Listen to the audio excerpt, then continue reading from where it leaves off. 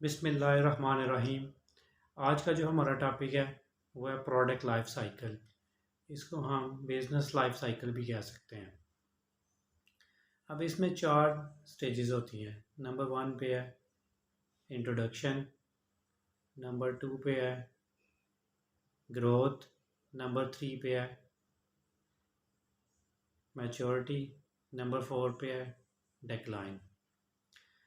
अब ये जो 4 स्टेजेस हैं प्रोडक्ट लाइफ साइकिल की, इनको हम वन बाय वन डिस्कस करते हैं। नंबर 1 पे है इंट्रोडक्शन। इंट्रोडक्शन को हम क्या कर सकते हैं, लॉन्चिंग। अब इंट्रोडक्शन जो है इसमें हम अपनी कोई भी जो हमारी प्रोडक्ट है उसको हम लॉन्च करते हैं।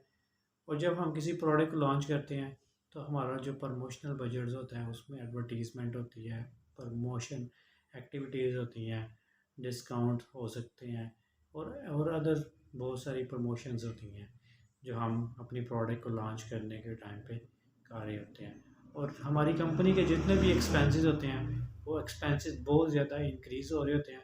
और जो हमारा प्रॉफिट होता है वो अभी कोई प्रॉफिट नहीं होता, क्योंकि हमारी न्यू प्रोडक्ट होती है जिसको हम मार्केट में लॉन्च करते हैं, जिससे हमारी अभी तक अर्निंग कोई नहीं स्टार्ट होती।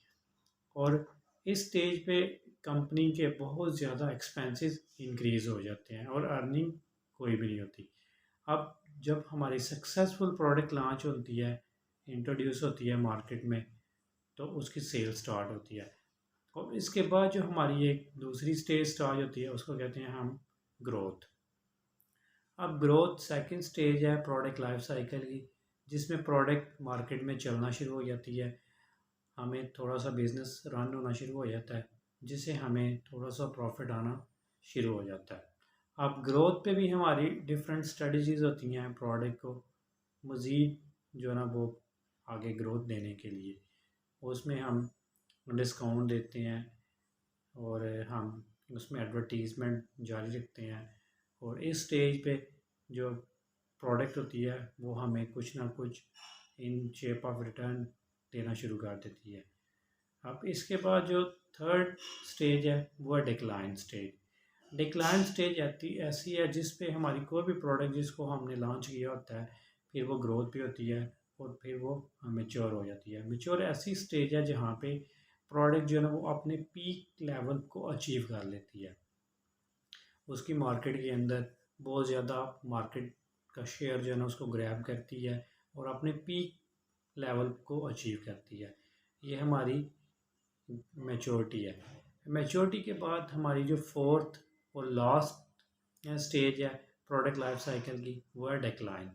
जब मैच्योरिटी के बाद जब वो मैच्योर प्रोडक्ट हो जाती है, अपना मार्केट के अंदर ग्रैब कर लेती है, मार्केट शेयर को ग्रैब कर लेती है, तो डिक्लाइन स्टार्ट हो जाता है। डिक्लाइन पे आपके जो ना वो प्रोडक्ट डिक्लाइन के बाद आपका प्रॉफिट शेयर कम हो जाता है, मार्केट में जितने और अदर होते हैं वो आपका मार्केट शेयर को आपसे ग्रैब कर रहे होते हैं। तो ऐसी स्टेज के ऊपर हमारी स्ट्रेटजी होती हैं, दोबारा से हम इनको प्रमोशंस की तरफ जाते हैं, क्योंकि हमारे बहुत सारे कंपेटिटर्स जो होते हैं वो हमारी प्रोडक्ट को अफेक्ट कर रहे होते हैं। और इस स्टेज पे आके फिर डिफरेंट कंपनीज क्या करती हैं, अपनी प्रोडक्ट एक्सटेंशन कर लेती हैं, कोई नई प्रोडक्ट लॉन्च कर लेती हैं।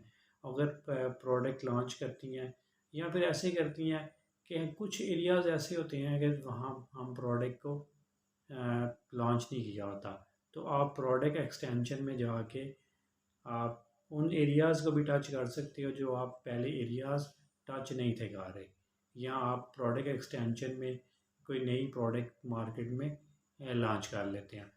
तो ये 4 स्टेजेस थी प्रोडक्ट लाइफ साइकिल की, ये आज आपके साथ डिस्कस करनी थी।